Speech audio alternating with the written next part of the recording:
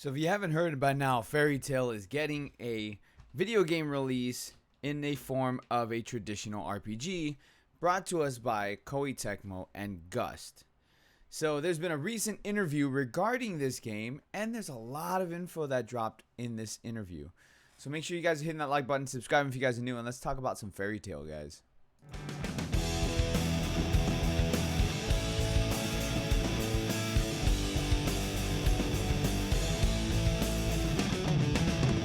All right, so Fairy Tail interview. This interview is being brought to us by twinfinite.net. I'll go ahead and I'll leave a link to the interview for you guys to check out yourselves. And there's a lot of info here, and we're going to break it down as we read the article. So Fairy Tail interview producer discusses visuals, possibility of a sequel, platforms, and more.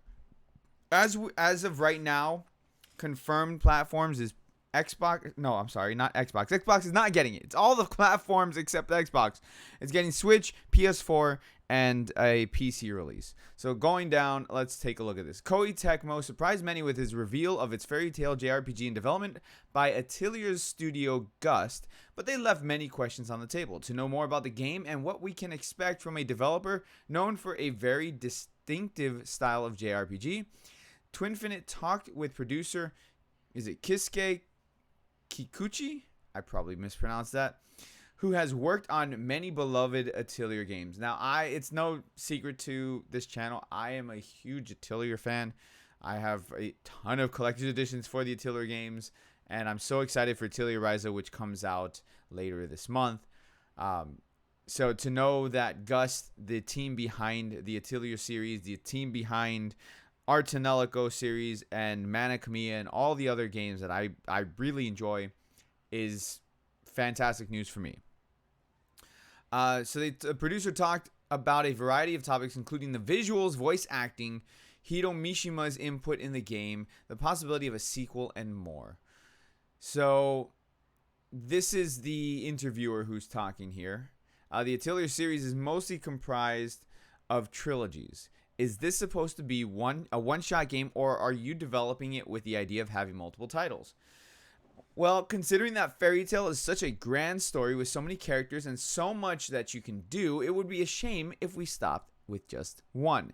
If we do well, yes, I'd very much like to create a sequel. So with that being said, buy the game so we can get more Fairy Tail games. Do it. I mean, obviously, we don't know how the game is going to be until it actually gets closer to release time, and we get that was weird, and we get reviews and things like that showing up. So, I'm excited for it. I am, and to know that they'll do more sequels if the game does well is something even grander to look at. The environments look similar to what we have seen with Atelier Ryza, so I'm wondering if you're leveraging the technology used to make that game more visually appealing compared to past Atelier games. Well, yes, but that's not limited to Ryza. We worked on many anime-based games, and all the shading work and visual techniques that we applied before have been fine-tuned for this game to suit the world of Fairy Tail. And it looks really good. Really does. Like, all the screenshots and the gameplay footage that they've shown so far for Fairy Tail looks amazing. I understand that we're looking at pre-alpha gameplay, but I noticed that in dialogue scenes there are no voices. Will the game have full voice acting at release? Yes, we're at an early stage of voice recording. You probably heard some voices in the battle scenes, and those are what have already added to the game. You can expect full voice acting as usual in the final product. Are you using the same actors as the anime? Yes, we are. Okay, so to kind of put more on top of that, I asked if there would be dub in this game, and I did not get a reply back. The marketing team was a little hush-hush about it, so I don't know if there's going to be dub voice acting or not. I would like there to be, to give those players an option. Specifically, so the Atelier games used to have dubbed English voice acting in them, and they stopped doing that. So Atelier Lulua did not have English voice acting. Atelier Ryza, I don't believe, will have English voice acting. And then some other games too, like for example, Attack on Titan 2 Final Battle. And the only reason why I'm bringing that up is because that is done by Koei Tecmo, does not have English voice acting in it. And now I don't need the English voice acting to enjoy the anime or the video games, but it does. It makes it a little easier. Like if I'm, for example, if I'm watching an anime, like it's the middle of the night and I don't want to read subtitles or anything like that, and I just want to just sit down, maybe with some ice cream and just enjoy the anime, then I can do that without having to read anything. I can just watch the anime and you know, if the dub voice acting is done well, I don't mind it. I don't mind it at all. So, with that being said, the Fairy Tail dub voice acting, I don't mind. It's actually not that bad. So, if they did eventually get the English voice actors for this to do the dub English portion of it, I would enjoy that. But only time will tell. The cell shading feels different from previous games Gust has worked on. Was it difficult to find the right shared? Was it difficult to find the right shared to convey the perfect look from the anime? I don't know if that's the proper word. At the beginning, we applied the shaders. I think it's supposed to be shading. To find the right shade to convey the perfect look for anime. I think that's what it is. At the beginning, we applied the shaders that we already had, but then as Mishima Sensei, Hiro Mishima, the original creator of Fairy Tail, and the anime committee reviewed the game, we did a lot of fine-tuning. For instance, the black lines reproduced the line art of the characters had to be tweaked to find the right balance, not just for the review, but also to satisfy the fans with proper look. There were a lot of adjustments that had to be done. And like this is a screenshot of Urza, and like it looks fantastic. This looks straight out the anime. Like with subtle differences that you can tell it's a video game as opposed to the anime, but it still looks fantastic. I didn't notice the line art looks very nice, so the result is really good. How much input does Mishima Sensei provide for the game? As the creator, he thoroughly reviews the models and character animations. On top of that, we have many meetings with him. This week, we took this build to him, and since he's such an avid gamer himself, he asked many questions and made suggestions. Though creative discussions are both encouraging and helpful for the team. In terms of story, the game does follow that of the anime. Ooh, but we will have original character-related episodes. For those, we always go to Mishima Sensei to get his approval. So if it's following the anime, where does it start and where does it end? What story are they adapting for the game? This is a question that a lot of people have been asking. Is it going to be a original story or is it going to follow the anime? So it's going to follow the anime, but it's going to have original character related episodes, which is very similar to Attack on Titan 2 Final Battle, which is one of the reasons why I brought it up earlier, because I already knew that it would have original character related episodes. I did not know if it was going to follow the anime or if it was going to follow its own original story. So this is very, very good info right here. And if you guys haven't played Attack on Titan 2 Final Battle, you don't know what I'm talking about. Attack on 2 Final Battle follows the anime from Season 1 to Season 3. But on top of that, it has character-specific episodes that you can choose the character and play their story. Much of it was not told in the anime or manga. So it gives a little bit more depth to specific characters, and it adds more to the lore of the story and the overall game, which is fantastic. For those, we always go to Mishima Sensei to get his approval. So the original creator of Fairy Tail is involved in both the regular story or the main story of the game as well as the character-related episodes. So that is good news, specifically because, in my opinion, it's always a better game or a better movie or whatever if the original creator is involved, because it's their vision. So, for example, Dragon Ball Super Broly was written by Toriyama. And because Toriyama was fully involved in writing that and in the production of it, it was a really, really well-received movie. I had some problems with it. I did enjoy it, but whatever. That's neither here nor there. But whenever that's the case, you have the original creator involved, fully involved, it gives that much more hope that it's going to be a fantastic game. Many developers working on the anime games create a completely new character unique to the game. It happens often with Sword Art Online or Dragon Ball games. Yeah, it does. Are you going to do something like that for this one, or are you sticking to the characters from the anime and manga only? We don't have any new characters created specifically for the game. This is the first installment, and we're just doing our best to bring in as many characters from the franchise as possible. And I don't have a problem with that. I actually prefer if they don't bring in new characters that are specific for the game. Like, that's the one issue I have with the Sword Art Online video games, is that they're always bringing in a new character to add to the story. And while it does work, a lot of times it just makes it where that new character just becomes the plot, and it takes away, in my opinion, from the actual story that they're telling for the main series.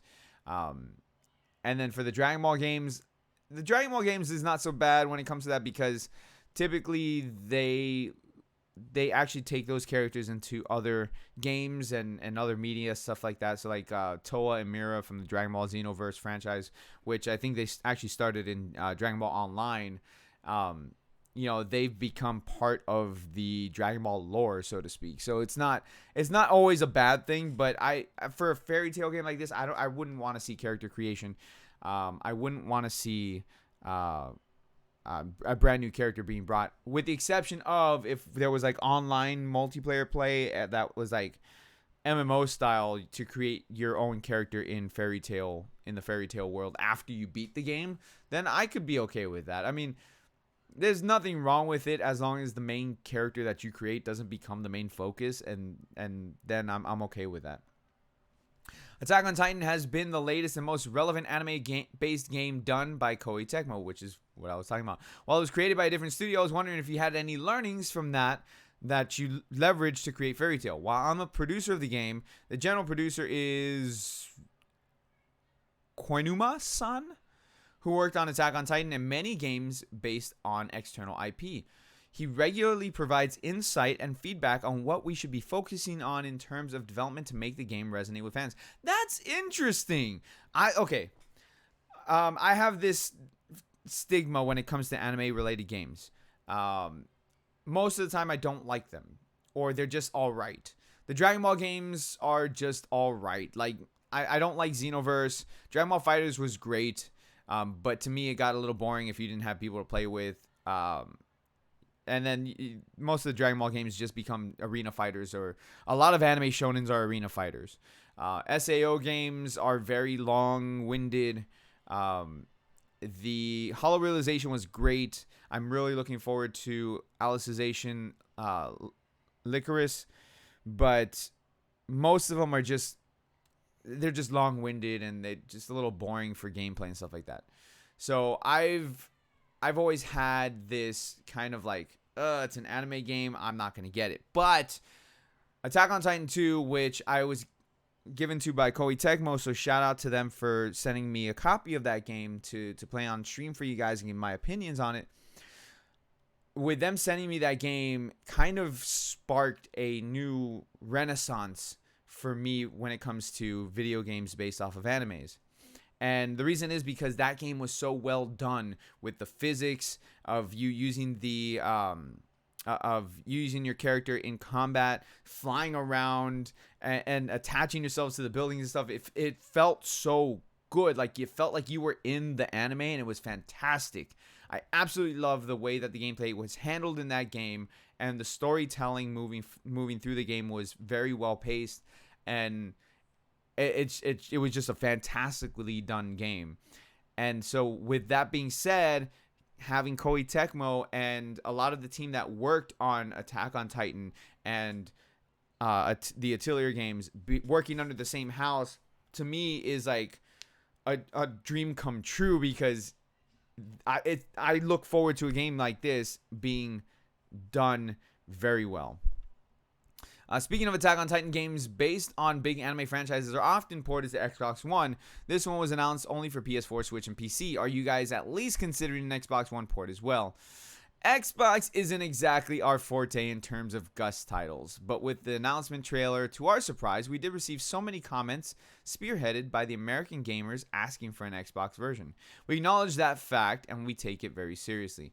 Okay, so here's a little history with Gust. Okay, all Gus titles were released on either PlayStation or Nintendo. This was before PC gaming became big.